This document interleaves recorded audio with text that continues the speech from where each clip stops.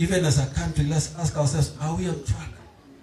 Even with the whole discussion of the budget making, Mheshimiwa, and the quest people are saying about the taxes, we have to ask ourselves, is that the right thing to do? Are we on track? Will that give us the right, the right results?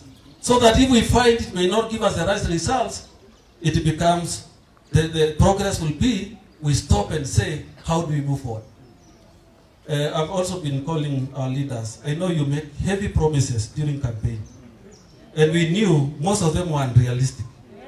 For sure. I used to remind, don't think that because if you follow the promises of others in you and Kenya Kwanza that time, it was like whichever wins, by October Kenya looked like a little heaven. Because the promises were so heavy that everything is sorted out. So it is now a moment to face the truth. Just come out and tell Kenyans, the promises we made are unrealistic. Now let's go to prioritization. This is our priority number 1.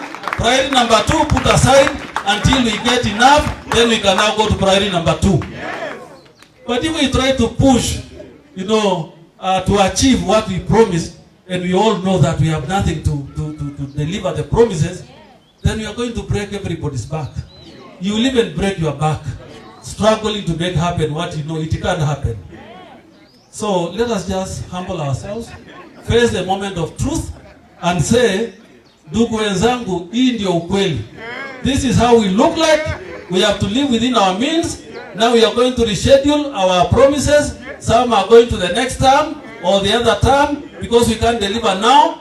The priorities for this term are this and that, and we can be able to manage our country's affairs in a better way.